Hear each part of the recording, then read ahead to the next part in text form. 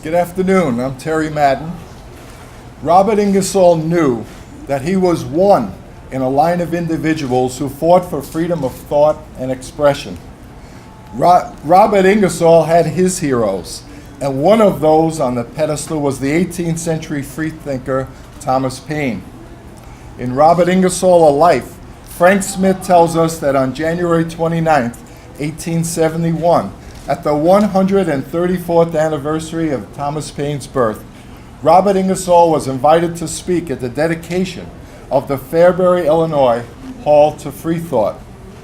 Ingersoll told the crowd that day that it was a labor of love and gratitude to present this commemorative eulogy to honor this outspoken, free-thinking radical.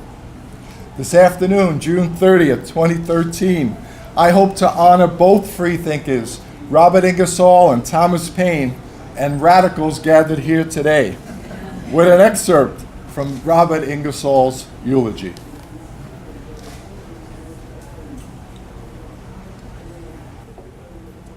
This looks a little like Thomas Paine, by the way. Thomas Paine, with his name left out, the history of liberty cannot be written.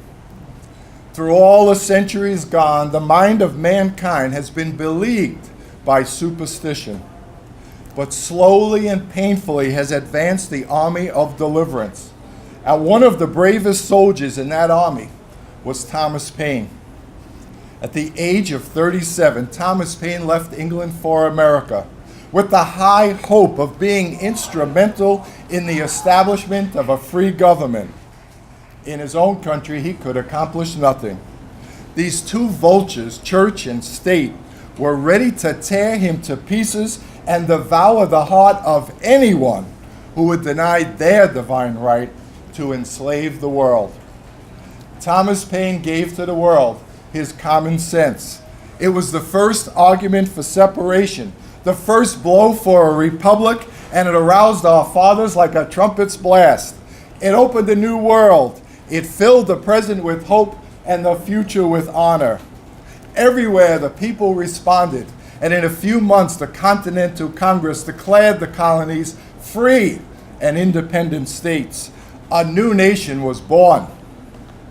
The close of the Revolution, no one stood higher in America than Thomas Paine. He could have been what the world calls respectable. He could have died surrounded by clergymen and warriors and statesmen. He chose rather to continue to benefit mankind. He had spent his life thus far in destroying the power of kings, and now he turned his attention to the priests. For more than 1,000 years, the church had, to a great extent, the control of the civilized world. And what has been the result? Are the Christian nations patterns of charity and forbearance? I don't hear you. Are the Christian nations patterns of charity and tolerance? No! That's right. Their principal business is to destroy each other.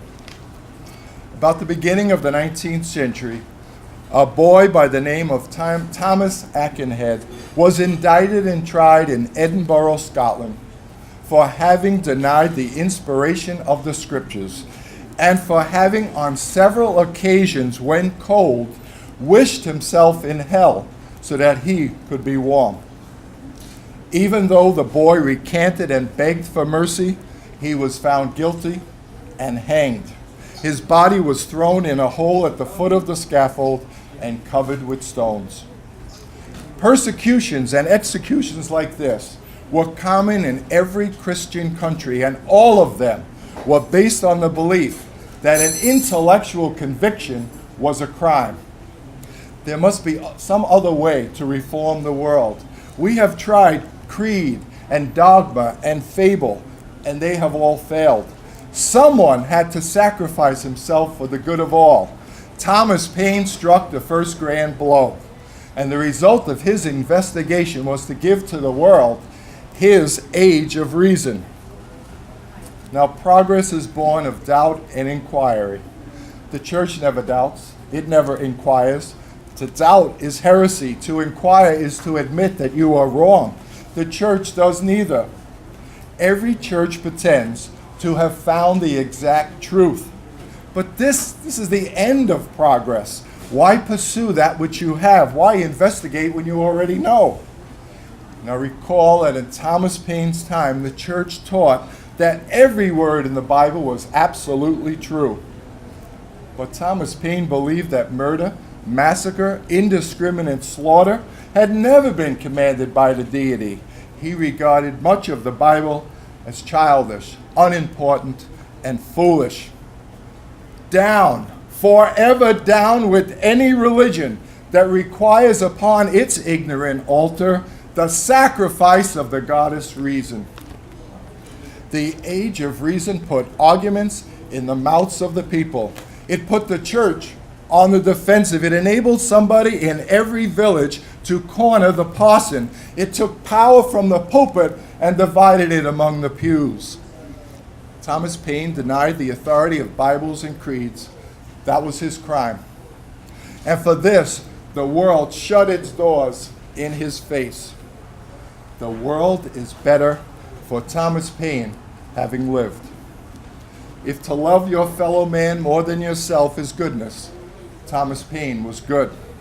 If to be a pioneer in the direction of right is greatness, Thomas Paine was great. If to avow your principles and discharge your duty in the presence of death is heroic, Thomas Paine was a hero. Now for some it may still take a few more years, a few more rays of light, but one day soon mankind will venerate the memory of him who said, "The world is my country, to do good my religion." Thank you.